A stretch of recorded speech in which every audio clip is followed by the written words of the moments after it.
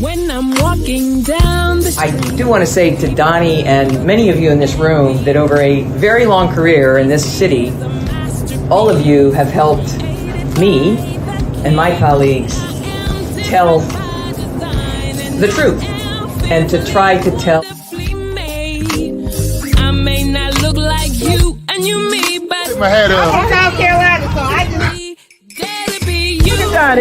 What does this event mean to you, Miss Peggy Morris? Oh, my heart, Happy 20th anniversary. my heart is about loving up on my sisters. Do you know what it feels like to have your sisters in the room? John. And dare to be different and unique. I'm gonna be the best me I can be by letting His glory shine through. I am beautiful, I am blessed, but not just what you see in the flesh. I'm free from people, free from myself. There's a The doctor lived next door to the janitor to the reverend and the lawyer. We were together. Now we get so high and mighty that you create stress for your society because you don't like poor black folks either. That's a health problem. Get yourself together so I can stop being taking care of geriatric people and get back to pediatrics. I thank you, Doni, for all you've done. Let's keep doing it all and more. letting His glory shine through. Dare to be you, dare to be me, dare to be different and unique. I'm gonna be the best me I can be by letting His glory shine through. And I dare you, I dare you, I dare you to be you. First name's Donnie, last name's Glover. In it to win it for the long haul, baby. We have with us the one and only Marcy Hughes. Good morning. Good morning. How's everybody? All right, all right, all right. I'm so glad you're pumped. Yeah. So what's going on in your neck of the woods? I got my new Morgan State mug. Right on. I'm so proud of you, brother. You know what? You're going to make me go back to college. The Holy Spirit gonna make you go back. That's probably the best way to say that. People the age of your they the age of your grandchildren unborn. Boy was in the financial aid line. He was born in 2005. I looked at myself like 2005. Wow. Oh, damn. Yeah, I think it's really important, and I'm really excited for you. To be 18 again. That's been so long ago for me. My goodness. I'm just glad to take every day. Good morning, Mr. Hall. How many years ago was that for you? That was 1970. And I left. Man, I didn't want to go to that college, and they made me go, and I left. You ain't been to school since the Civil Rights Movement. Correct. I left I left right after the holiday, right after Christmas. I left. Marsha, I'm gonna put the link over here. We got Gwen Levi in the hey Gwen, there's the link right there. You want to come on in here? We're not gonna tell them what happened to our guests, are we? No, because we don't know.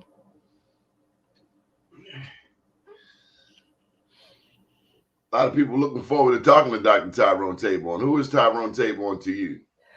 Oh gosh. Well, first of all, he's my brother from another mother, for real. His mother and I have a You good say that about everybody. You know what? Yeah, but I actually know his mother.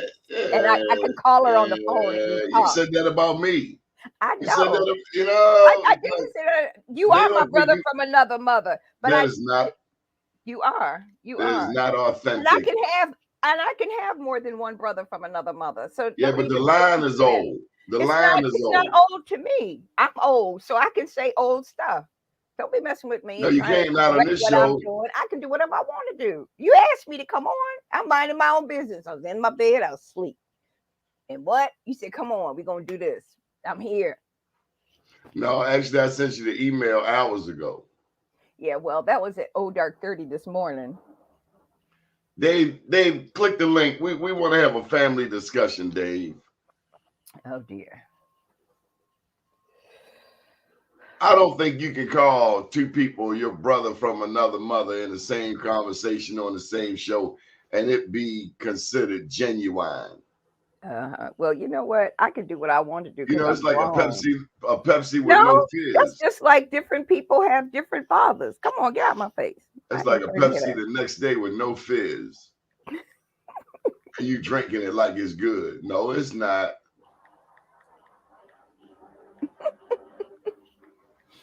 Mm.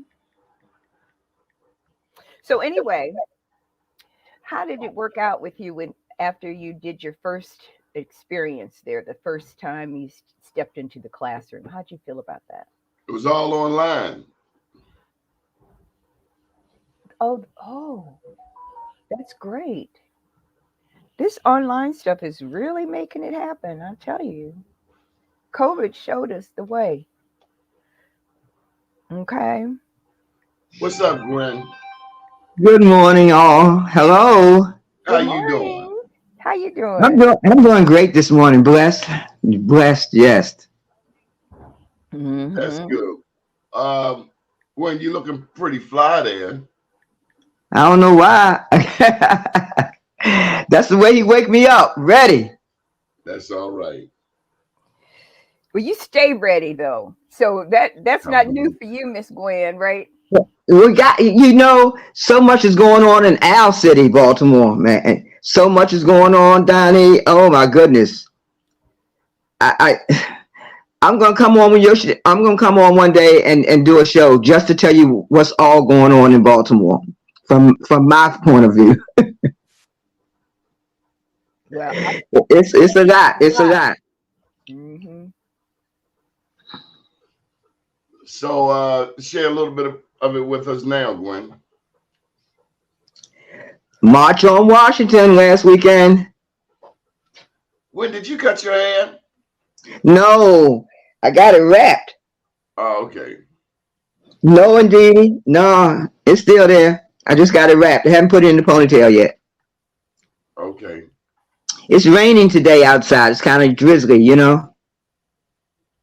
Thanks for coming out to our Black Wall Street events, Gwen. Thanks for you having these events, Donnie. I met people that I didn't even know exist. Like I said, just coming home, you are the man to know.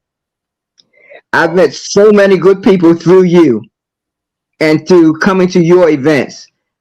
I've met people that I'm following up with. That's the good networking, man. You provide one of the best networking sources in the city. I tried to tell them, But but they you don't listen. do. You bring people from all different aspects, all different avenues, from the streets to the politics to like they say, from the poorhouse to the White House. You bring them. Yeah. I should Yeah. start charging, shouldn't I? How Well, much should I charge them? you could. You could. All right, nice guys. But listen, let me tell you about the March on Washington. Come on with it. It was awesome. As a person who went when I was like, I think I was 17 or 18. Yeah, to the first march, and to return 60 years later, Donnie, was powerful to say the least. I went with an organization, National Action Network. They provided don't even want to talk. Anyway, I went with National Action Network, the newly being formed chapter. Something happened here in Baltimore. That's a whole nother story. I don't want to get into that. But there's a new chapter being formed, the Baltimore Community Chapter. Who runs? And a lady named Marion Summers, very, very adept lady, very organized. I met her when I went to New York for the National Action Network conference. Baltimore chapter provided buses. Since then, that chapter has shut down, and they're reorganizing this new chapter. Why shut down, Gwen? I I'm not all into the politics of that, but You know, an let me investment. tell you this, Gwen. Let me tell you this. It's never the celebrity, it's always the entourage. It's never the celebrity, it's always the entourage. There's always a clown somewhere in that circus. Well, like I say, I don't air dirty laundry, and it's dirty. Find out from some other sources, maybe Miss Summers and Mr. Larry Young. You might need to invite both of them to come to your show. What's up, Chad? How you doing, buddy? But anyway, we went. Let me tell you how we got there. We got there courtesy of another organization. Our bus never showed up for National Action Network at Coppin. It never showed up. Come to find out, there wasn't a bus sent to us. The bus was sent to the chapter that closed down. Anyway, we got to Washington as a guest of the Baltimore Brunch Crunch. That is crazy. Listen, don't worry about that. We got to the march. Let me tell you how we got to the march. Our bus never showed up. There was a great big old shiny bus parked on Coppin's lot. We thought it was the bus for us. It wasn't. Come to find out, it's the bus that belongs to an organization that called the Baltimore Brunch Crunch Group. They are awesome. Mr. Tony Ward was there. I had met him in New York. He said he saw our dilemma, and he said, we got space on that bus. You all can ride with us. Guess what? We got to Washington, D.C., Donnie. That's the good news. I'm not talking about nothing there. That's the good thing. Because of this, another group, the Baltimore, I can't say their name enough, the Baltimore Brunch Crunch Group. Mr. Tony Ward and his members and followers, they were there. They invited us. They gave us space on the bus. They shared their food. We shared our food that we had prepared going over there. They had a picnic ready. When we got there, I mean, the hospitality was so great. And then when we got there, to see all the people from all around the country, around the country at this march. Let me get a word in. I am reminded. What's up, Chad? How you doing? Good morning, brother Donnie. Good morning, sis. Good morning. I'm reminded that if God gives you the vision, He will give you the provision. Amen. Yes. No matter what clown in whatever circus attempts to close that door, no man can close a door that God didn't open. And no man can open a door that God didn't close. So and God opened it. Yes. Shame on them clowns who got in the way, and big ups to Mr. Tony Ward. But that was your ride anyway. Evidently, it was. He was there waiting for us, looks like. Chap, what you been up to, Chap? I'm listening to this young lady, man. I would have loved to been on the bus ride and hear some of the conversations. Y'all know y'all had a great time, man. That's a wonderful story. Yes, it is. Yes, it is. Baltimore, they were commemorating the desegregation of Gwen Oak Park. Do you remember that, Gwen? Yes. I missed that Sunday. I had some sick friends I had to visit. No, I mean, do you remember when they wouldn't let black people in Gwen Oak Park? Of course. I'm 78 years old. You know I remember. What was going on? Tell me about the vibe back then. Well, I was a little girl, so I can't tell you too much. I really don't know too much about it. What I heard about it was from family members mostly, so. Chap, how does that make you feel? 60th anniversary of people being normal. Well, almost, right? Almost. I feel like at that point what they did was they gave us a shell and framework of civil rights, but the way to bypass actually empowering people was that they created these policies and they created these titles and these boards for different stuff. But where was the money? Where is the money? That's kind of how they satiate. I feel like in City Hall and in the politics, they satiate us by okay, they give us policy, they give us a board of people to represent whatever initiative, and then they they sidestep it by not actually giving it any budget. And I've been experiencing that. We had a meeting last night over Oliver with the commissioner and the mayor. And, you know, part of a deeper conversation we need to have is that, you know, now that the new acting commissioner is taking over, he's refocusing efforts on proactive policing. It all sounds good, but even when Chief Melvin Russell was doing the proactive policing, they gave him the title, they gave him a unit, but they gave him zero resources. And so he had to rely heavily on relational equity in the community to actually do programs like the reentry program, the Explorers program, the chaplain program. So they'll give us titles and names of things to keep us quiet, but they won't actually give us funding to leverage those positions. So there's no real authority. I can tell you this: they locking up people on the streets of Baltimore. No, crime is down. They say crime is down. Are you sure? Oh, they locking people up. Listen, Donnie, I came home in 2020. I very seldom saw a police car in Baltimore City. They doing stops and everything. Since this election, every police car I've seen was parked, smoking, watching, just observing, talking, doing whatever they do, sitting in their cars. Plain clothes out there now. Since this election, I've seen everybody and every kind of police that you want to see out on the streets, and you are right, they are arresting, they're cleaning people from out in front of these gas stations. They doing a whole lot here lately. I just hope that they have some alternative programs instead of locking some of these young kids up. Well, let me say this, Miss Gwen. Too fast. Miss Gwen. Mm-hmm. Over here at the Avenue Market, kids stand in the same spot all day, every day. Whose responsibility is it for them to get off that corner? The parents first and then the store owners. I disagree. It's their job. Donnie, we got SWAT hanging out over on Urban and Bel Air Road by the gym. Now they're not, you know, they're trying to engage the community and have conversations, but people coming out their doors seeing tactical fatigue police just hanging out every day. It's tactical fatigue time. If I can't get my son not to stand on a corner, I leave it for the 5-0 and the CO.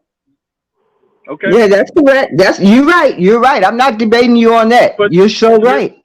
To Ms. Gwen's point, like I'll tell you that one thing they do have established the framework for is that each district has community officers. They have a sergeant, and each sergeant should have a unit of 2 officers under him. So there's 3 designated community officers that their whole job is to bridge the relationship and repair the relationship with the community, engage the community in events and everything. But those units, number one, they'll get detailed often to other assignments. And so you have Officer Friendly, who's now stepping into a role where he has to arrest somebody, and then you want to put them back in the Officer Friendly role. That just ain't going to work, number one. Number two, you'd have been over here many times, the Lawrence of Pennsylvania. What's going to clean that corner up? Love, man. Love. Love. And tactical, love and tactical presence. Sometimes love looks tactical. I'll give you that. Absolutely. But it's got to be done. It's got to be done in love, right? You can't just show up. You can't show up like that and not love the people, because that's not going to happen. There's some guys, some organizations that I've met recently that are walking the streets. The We Are Us crew. You know them, Donnie. They walk the streets. They talk to these young kids. I was down in Annapolis. You know, the program that they tell me we had a program here with the Baltimore City Police Department that is now in Annapolis and not here in Baltimore anymore, and is fully thriving in Annapolis. Captain Horn, remember Captain Horn? Yes. Ron. Yes, sir, Brother Ron. Okay, well, he's down in Annapolis doing some powerful stuff. Listen, I've sent a couple of people from Baltimore to Annapolis to their program. Ain't that something? So, so we need to tell our police chief, our new police chief, bring that daggone program back. Well, let me Ms. Gwen, I'm gonna be in. Listen, listen, Donnie, listen, when I'm going to be in that office, I'm going to be down headquarters on Thursday, and I'm going to preach that, because that's part of the problem. Commissioner Harrison cut. So when's the last time you heard defund the police? It's been a while. Because in my opinion, I don't know this, but Commissioner Harrison was hired to come in and get ahead of defund the police by cutting budgets. And what he did was he immediately cut budgets for the last 5 years and cut support to all our proactive policing programs. So that reentry program you talk about, valuable. One of my good brothers, my dear brothers, Earl Young, is doing great mentorship in the city and the schools. Yes, I know Earl. Yeah. Right, and he's part of that reentry program that we abandoned because it's a liability, according to the city hall. It's not worth the money, but if you know, that program, maybe crime didn't go down over the next 3 days in the 2-1 or next 30 days in 217. However, Earl Young is still proliferating positive, building up positive, strengthening positive young men in the community. So yes, he is. Nobody else, yeah, so nobody else prospered. Yeah, that alone was worth every effort. You know, we have multiple programs like that reentry program. I'm glad you speak to that, because Officer Horn did a fantastic job, and Chief Russell did a fantastic job building the community, and the brass and City Hall laughed at him like it was a joke, and they didn't support him. And then when they forced him to retire, when the new commissioner came in, because they ain't want no smoke, they cut all that stuff out. They still have framework, right? Officer, I think he's a detective now, Otis Daniels, runs the reentry program. But now basically, you know, he'll tell you, all I do is deliver letters. There's no real engagement. There's no real support. Same with the Explorers program. It's like a JROTC for the police. We're just now having conversations after 5 years of shutting it down, getting back to it, because it's a mandated line item in the consent decree. And so now Officer Ron Cromer has been taking lead on that conversation and showing them what it used to be. Yeah. All of this is subterfuge. There's an election coming up, and who's going to win? It looks like Brandon Scott is running straight away with this race. I don't know, man. I don't do politics. I do what's in front of me. Everything we do is political. I agree. When you step out that door, everything you do before you step out that door, politics governs every aspect of your life, including these returning citizens and these people standing on the corners. The consent decree, all of that is politics. And Donnie, guess what? Where does politics start with the vote? Who we put there? I don't know about that no more. Yeah, well, guess what? If we vote them in and we follow through and hold them accountable, it works. On the show, man, you caught me out on the street. I'm getting my look. All right, I'll put it out. Look.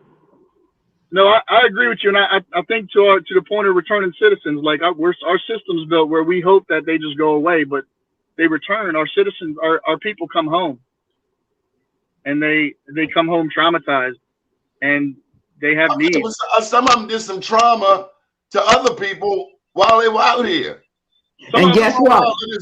And they were held accountable for that trauma, and they want to come back and make sure that others don't create trauma like that for other families. They want to reconcile with their victims. They want to have victims groups come together. Look, we are all about.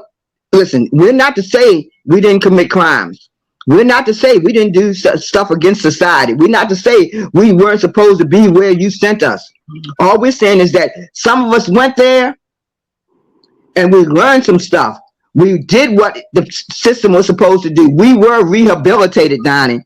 We were rehabilitated. We changed our ways. We learned the repercussions of the things that we did. We realized the damage that we did. So we come home now. We want to participate in our community fully and engage in our community and do the things that ever community members do without any overhead over us about what I did 50 years ago or 30 years ago. Okay. I'm a new creature now. Remember this, Donnie. They thought I heard a saying the other day. You're doing the takeover now. You're doing the takeover. Now look. You know I will. I know that's how they feel. I know that's how a person coming home feels. But they got to remember they did the violation. They did different. So maybe they got to wait a minute. They the one that got out of line and got in another line. So now that you ready, that's like a man dating a girl. So he finally get his act together and he go knocking on the door. I'm ready, I'm clean, I got flowers. And she like, please, how do I know this is the new you or the old you? Look at my work. And maybe she taking her time looking at his work. All I'm saying is, so now that you got yourself together, I gotta like hurry up. That's like the workers down at the municipal building. You ever go down there to pay a water bill? They come to the counter, what you want? I'm down there to pay my bill, and that bill help you keep a job. They like, what you want? You ever been down child support?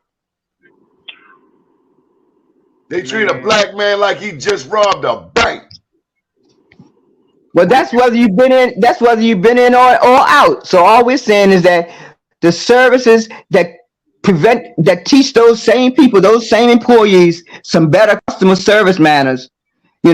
Provide that kind of training, provide that kind of services, provide that stuff so that when these people come home, or when the ones that are already home, before they get these jobs, they have some on-job training, they have some apprenticeship programs, they have some internship programs available to them, so that when they go on these jobs that you say that they're not prepared, that they got people on that's not prepared to be on them, that we will have prepared people ready to go on those jobs. So here's a lesson. Frederick Douglass said, let me get this one point in chat. Frederick Douglass said, it is better to build new people than to fix broken adults.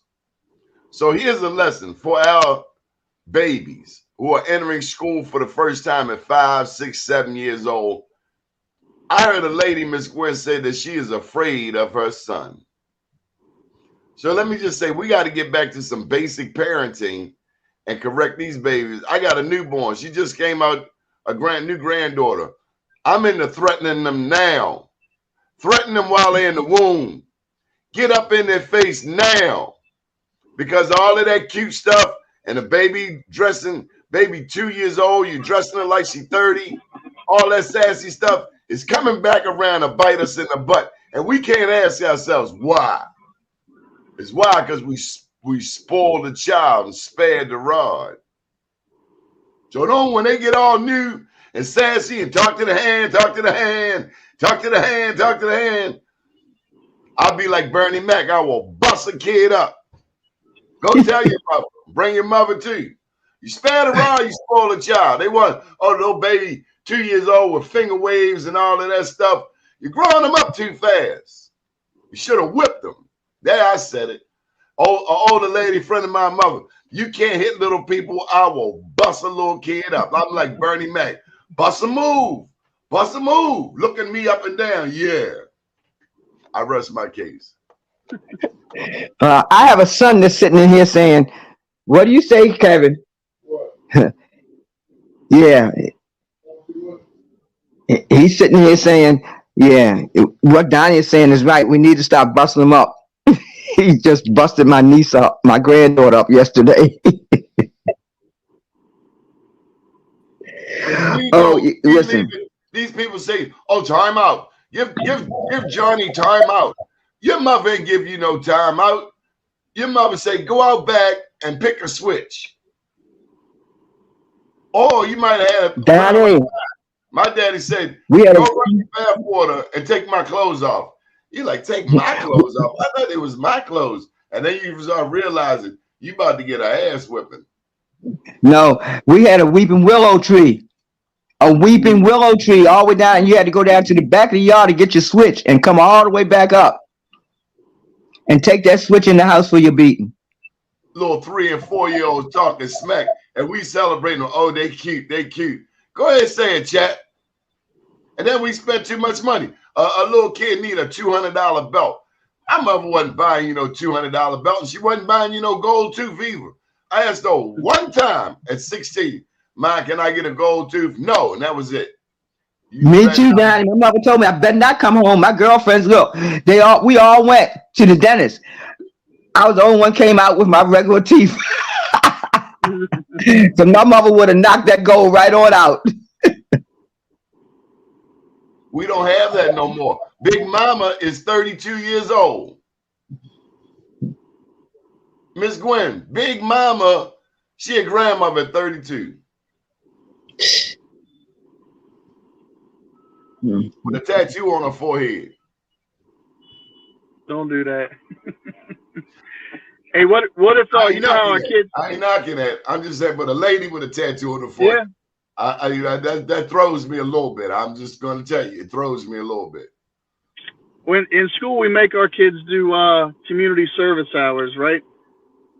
Why don't we have the parents do some community service hours at the school and engage in the process? Why don't you put prayer back in the school? See, it all started with some basic stuff. Some old liberal, with all due respect, chap, old liberal white woman, talking about you're going to take prayer out to schools. You need to go find her and you need to whip her in the public square. She was from Baltimore, too. You got people who don't have children telling you how to raise your children. If you don't have children, don't come over here trying to tell me how to raise my children. Go sit your hind parts down. I wish and I then could. Look, it's good. The art, look, when I was a kid, we used to do art class every day, sing every day. So we've removed arts from a lot of these programs too, so kids don't have no way to express themselves. And so it looks violent when they do. And then we got violence all on television. We act like we don't know what Hollywood produces. We want to see violent movies. We're addicted to violence. All of us. You live in America, you gotta like violent movies. And it better be real. We're even starting with the young kids with these video on their phones, giving them phones at 4 and 5 years old and letting them play these games. I looked over the shoulder of a kid the other day and he's shooting at people on the video games. He wasn't but 4 years old. Mm-hmm. He's shooting at people on the video games. Come on now, what we teaching them so that when they get 12 and 13, they're used to picking up a gun. So they see a gun, they go pick it up and they get mad at somebody, they shoot them. That's why we got it. It's too much going on. They're seeing too much. And you notice it's worse when you see the boys on the corner fighting. You already know which one's going back to the house to grab a gun. It ain't rocket science. The one to get the 2-piece to the eye. Yup, the one got his feelings hurt. He don't take no time to breathe and respect what just happened. He run back to the house, comes back hour later, half hour later. And the worst part about it is he don't know how to shoot, so he just take the gun and shoot. And the person he tried to shoot don't even get shot. And other people get shot. That part. I'll say the last 4 or 5 families we've helped as chaplain who were victimized by gun violence, definitely 100%. The last 5 families we've reached out to and helped, they were not the intended target. Correct. A 4-year-old caught 3 to the head maybe a month ago. He was not the intended target. A 19-year-old father was in the wrong place at the wrong time, and now there's a single undocumented mother raising her kids. He was not the intended target. Okay, so that's what I'm saying.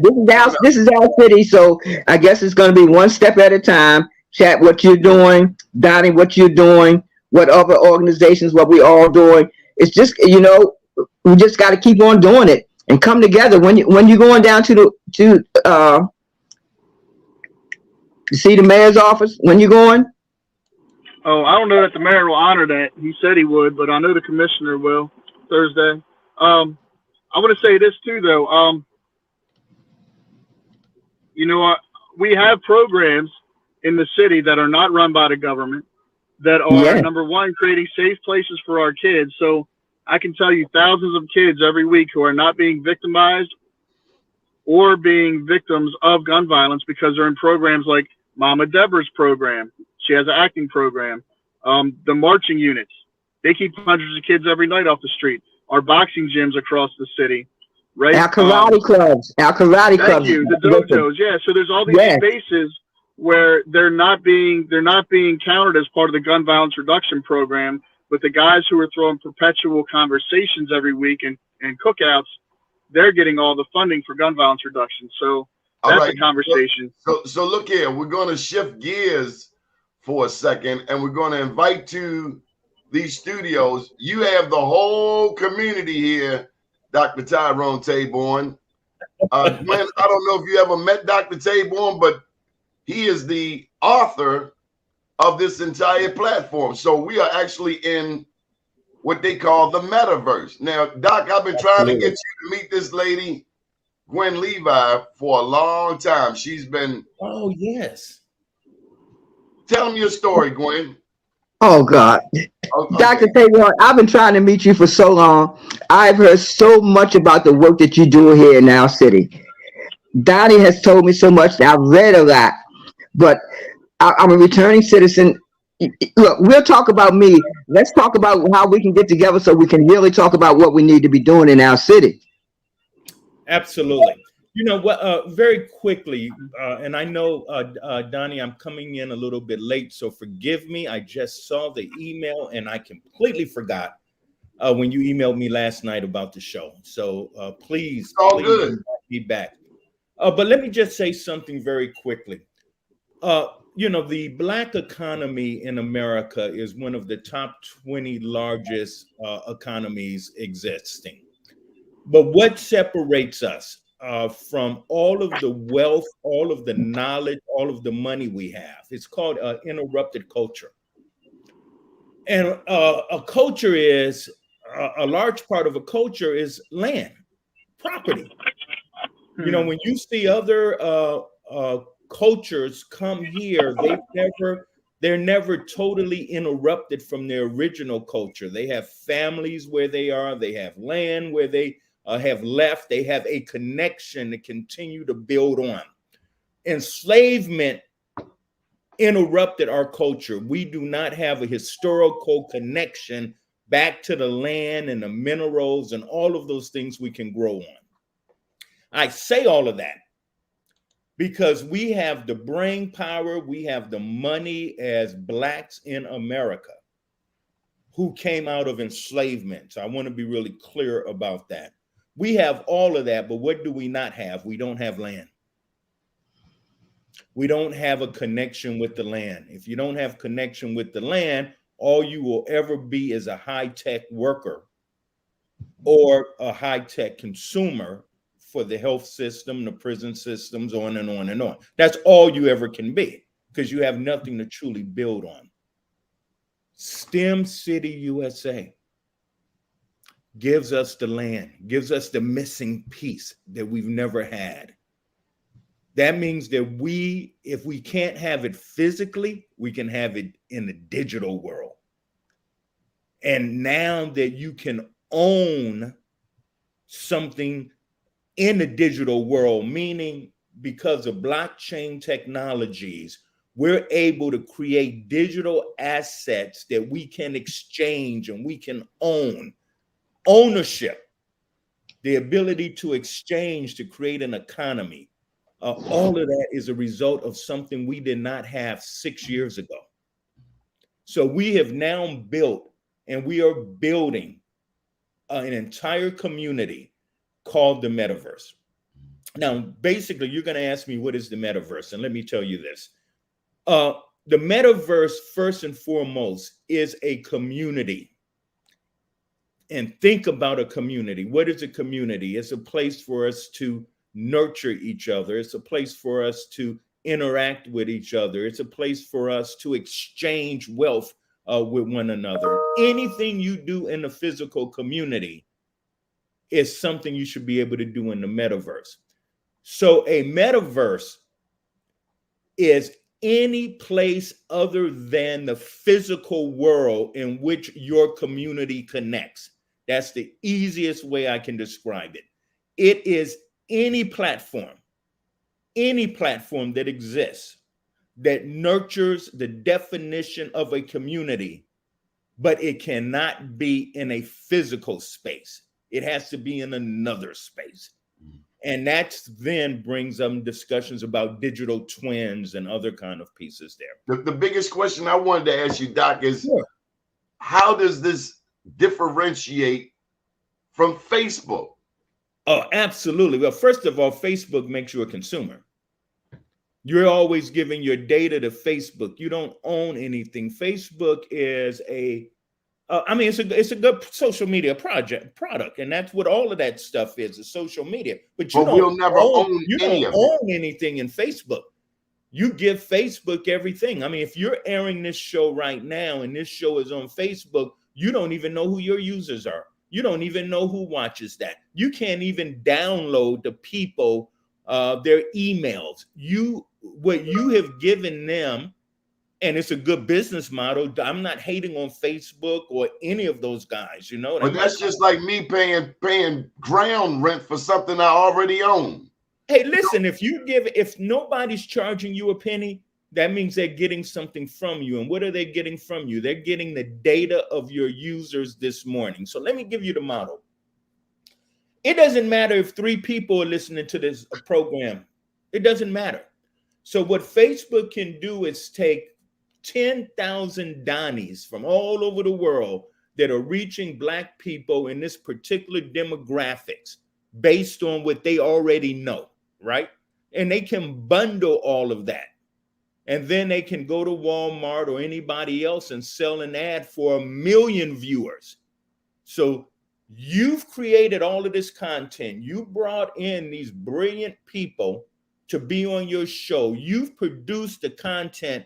Facebook has never lifted a finger to produce the content. They let you do it.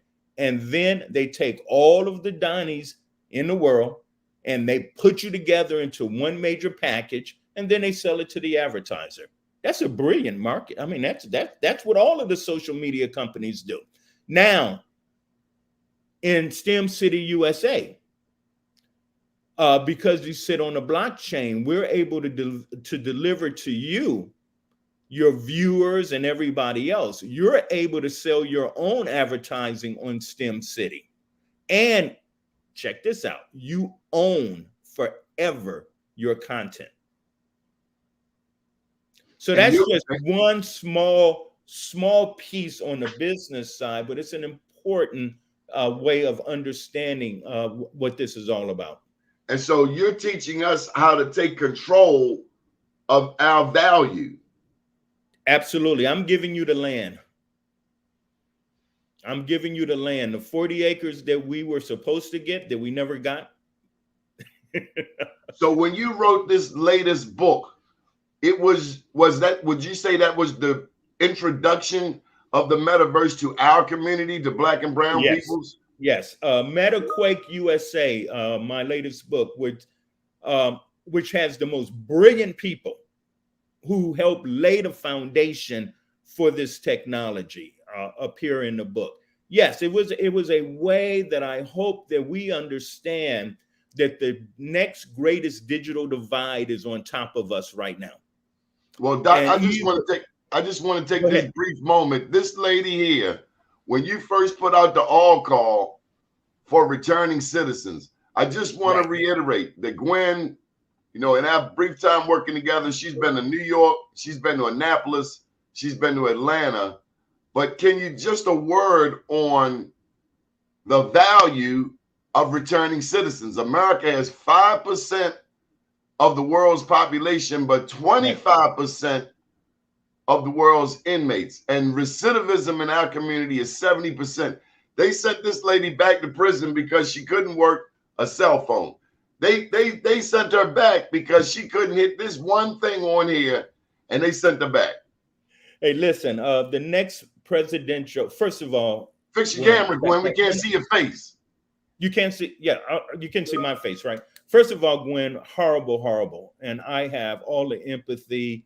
And, I hope as a nation and as a community that we can never give you back time. Time is the most important thing any of us have, the most important resource. We can't give you back the time, but certainly I think that we can do a lot better in helping you enjoy the time that you do have.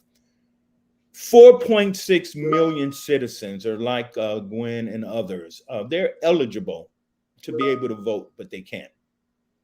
And I will say that the next election is going to be decided in the metaverse. The last election, when Trump won, it was decided a large part through social media.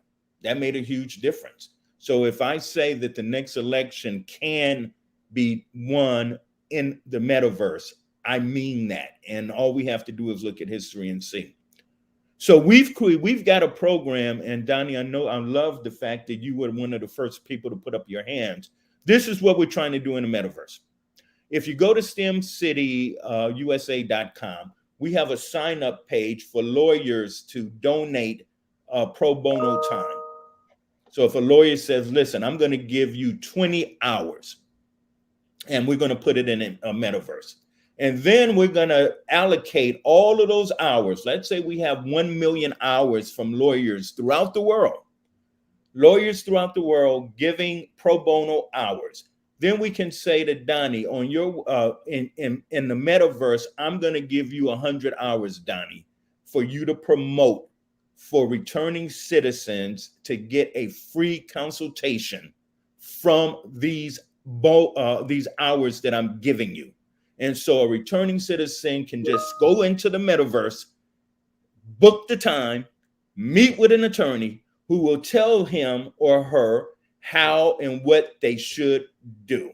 So now we're connecting resources in an easy way with those people who need resources.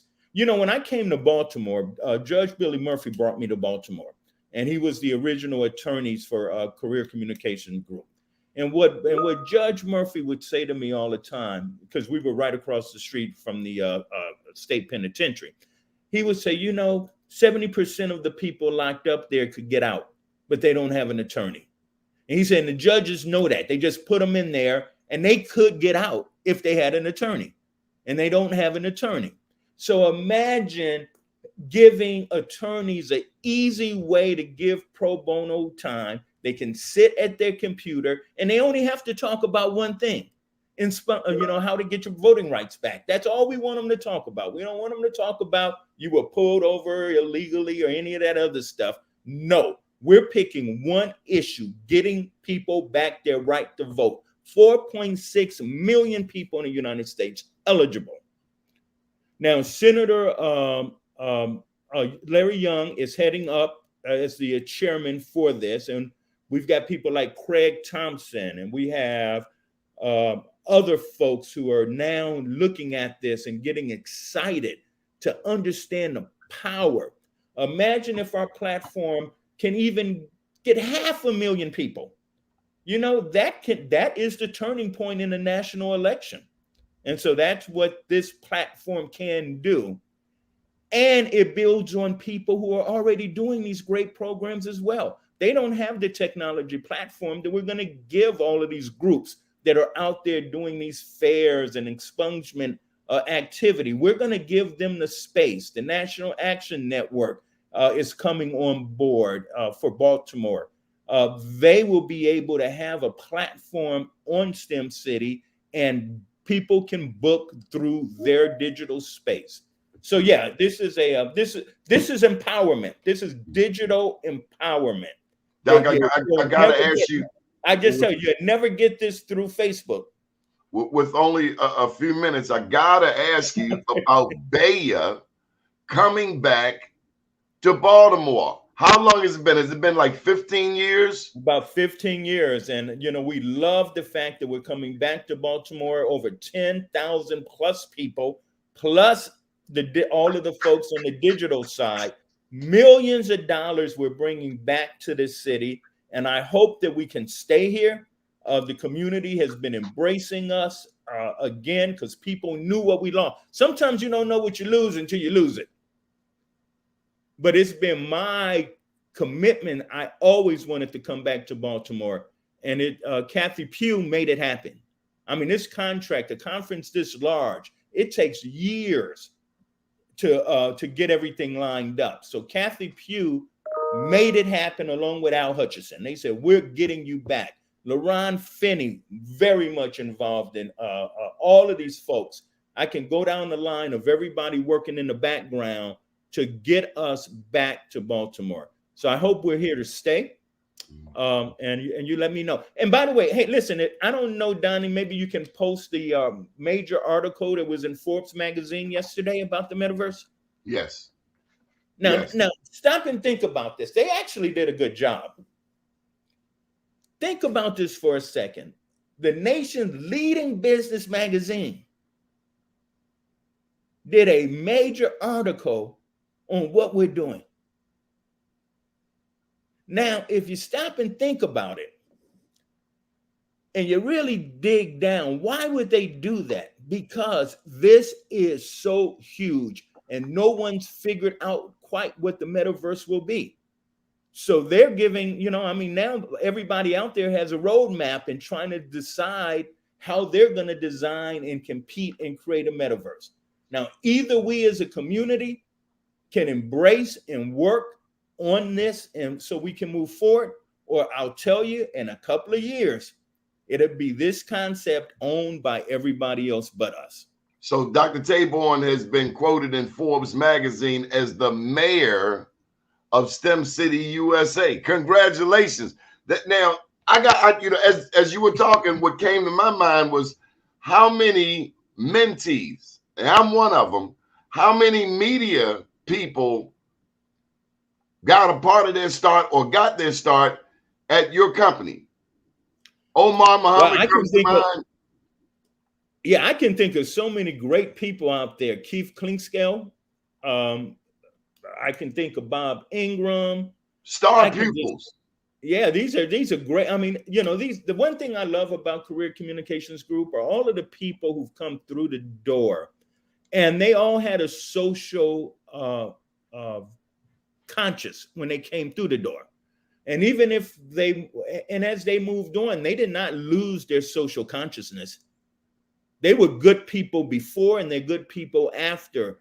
And they still, they still come to the conferences. If you're with CCG, even if you get mad at me, you can, and people can, a boss, that's part of being a boss. If everybody likes you, then you're not being a boss. Okay. But people still are part of the family. And I just love it how I run into people and they treat me. They say, look, because of you. And I said, oh, shit, I fired you. Right? But I think that was all right. But because of you, this is where I am. Tavis Mitchell over at Maryland Public Television. That brother is killing it, man, in the public area, for public television. So we've got so many great people. What we don't have opportunity. And that's what I see. That's what I see all of this is about, Donnie, is creating opportunity. Now, you just because you're given opportunity doesn't mean you're going to do anything with it. And so many of us don't even understand or see the opportunity. When it's I gotta shoot a name past you. Go ahead. Mario Armstrong. Oh, he is just absolutely brilliant. Mario, I got to tell you, his mother-in-law has worked at her name is Anna Bertrand. She's worked at Career Communications Group for about 20-something years, to give you an idea how people stick around. Mario has an interesting story, by the way, and I'll try to abbreviate it. He was hooked up with somebody at Turner Broadcasting through Bea, and that helped him launch into his national media. And the person he was connected with was a Navy submarine officer called Hayes Fountain, who was working at Turner Broadcasting. And Hayes retired from the Navy. He went into broadcasting, and he was connected with Mario, and he helped Mario make some connections. Now, Mario was already great. He could already do this stuff, but it's about the connections. So what is Bea? Bea means becoming everything you are. That's what Bea is about. It has Black Engineer of the Year, but no, the real heart of Bea is becoming everything you are. We are the crossroads of connection. You should show up even if you want to find somebody to marry.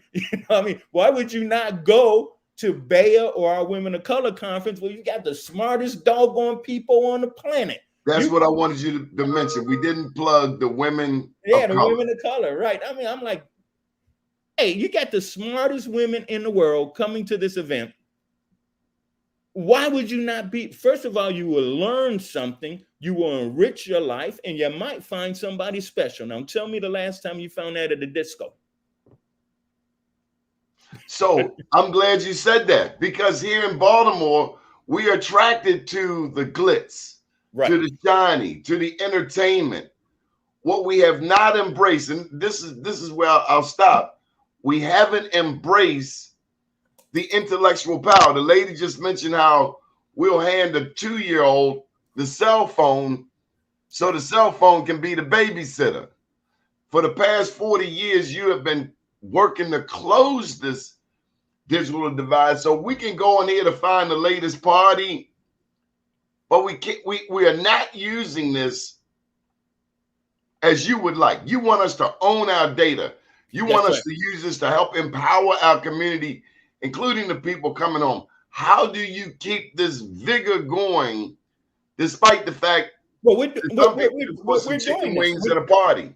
Yeah, we're doing this right now with the metaverse. But let me, I don't want to blame the victim here, by the way. What I want to say is that the easiest way to keep people enslaved is to keep them stupid.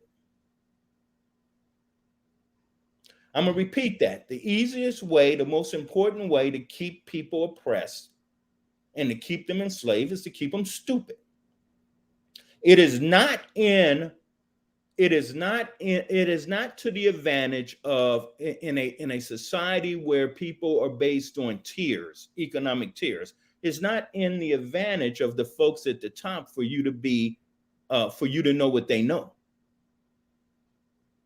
So as long as we can keep people focused on something else, it's like 3-card Molly. You keep them looking at other things. So not only do we not want to teach kids, because it's not to the advantage of the economic system, for some people in the economic system. I mean, you need some smart people, but you don't need brilliant people. You don't need that one. You don't want that top 10% that owns the majority of the wealth in the world, right? I mean, you got to protect, you got to keep everybody down and fighting against each other for the crumbs. That's what you have to do. So not only are we not getting the kind of education we need in the school systems, but we're being actively taught to look at dumb things. It's not an accident we're being dumbed down. We're about to give, we spend more on sports. We give all of this activity, but you can't find educational programs on television. We're buying Beyonce tickets for $1,000. I've never paid $1,000 to see anybody perform. And then we make that a badge of honor, don't we, Donnie? Yeah. Then we put the people you see running around saying, "I got tickets for Beyonce." Well, hey, look, what about the stories of all of these young Black men and women who got accepted into college? Those are great stories too, right? I mean, what about, and that's why the Forbes article is so important. When you have smart people, they may not look at us. This was a writer. I don't think she was Black. I think she's white. I mean, people who understand it. You find your friends and your allies where they were. I was listening to somebody about the march in Washington, 60-year anniversary, the lawyer for Dr. Martin Luther King, and he kept saying, hey, look, 35% of those people there were white. And so for us to have any issues with the Asian community, the Indian community, the white community, for us not to understand that these are our allies as well, and instead of looking at them, at some of them, and having issues, that's what is wanted, for us to have issues. Well, Doc, we're trying to overcome this segregation, and the metaverse is helping us to. How do we continue to do this? How do you continue to fight digital apartheid, even in Baltimore, which is known as the home of segregation? Well, Donnie, you need to give me a lesson on that one later, okay? But I will say this. I will encourage everybody within earshot to go to stemcityusa.com. Why don't we just start with a baby step? Let's go to stemcityusa.com, play around with it, see how you like it. At some point, there's at the top, you can find resource room. If you want to bring your show to STEM City, if you want to host anything, just fill out the application. It's right under the Deloach Center. If you click at the top and you go down to Resource Center, just fill out those forms. If you're an attorney, fill out the volunteer hours list that's in there as well. So let's start with the little things, because as my grandma used to say, pennies add up to dollars. Doc, I've gone back to Morgan State University. We're right up in there with So Dr. proud of you. I saw that picture, by the way. Dr. David Wilson. Any thoughts on Morgan State? You had your very dear friend, Dr. Eugene Deloach, Right. you know, and the engineering school, but you have made engineering sexy. Well, you know, it's how we tell the story, and because engineering is everything you touch. You like clean water? Absolutely. You need an engineer. You like driving across a bridge and you don't want that bridge to fall? Engineering. You know, if you need some particular medical pieces, that's a doctor, and there's an engineer doing some of those medical procedures. You don't want to get hurt when you go to the dentist, right? That's engineering. All of those things are tied together. You want to get on an airplane and not have it fall out of the sky. I mean, we saw that the other day. That's all engineering. One last thing, Doc. We've seen you in some pictures with some serious heavyweights of just the past 3 months alone. I mean, we're liable to see you with an ambassador, with a president, with a CEO, male, female, black, white, Asian. Where do you meet these people? I meet them in the places of their great interest, and people. I just have to tell you, it's called a trusted community, Doni. And smart, caring, gifted people are really attached to one another. You want me to tell you who you are? I only need to look at two things. I need to look at your checkbook, and I need to look at your friends. And that tells me most of everything I need about you. Good deal. So, you know, these are folks who show up and who participate, and they want to be here. Doc, thank you for taking the time out to join us. We know you're super busy. Any final thoughts? No, but Gwen, you know, we're going to reconnect, okay? Yes, sir. All righty. Thank you, Doni, for having me on your show. I really enjoy it. I missed you on the. I really wanted to be on the show when you were doing Morgan, you know, and I just missed it. I know you reached out to me to get me on the program, and I'm like, oh shucks. You know, I was a member of the Morgan Board of Regents for years. I was appointed by Governor O'Malley. So a lot of the stuff that I wanted to see happen at Morgan actually happened. You got a great president in David Wilson. Let me tell you. I mean, Earl Richardson, I thought was the greatest of all time, and now you've got David Wilson in there, who has taken what Earl did and taken it to another level. See, this is where we get mixed up too, by the way. David Wilson didn't replace Earl Richardson. Nobody can replace Earl Richardson.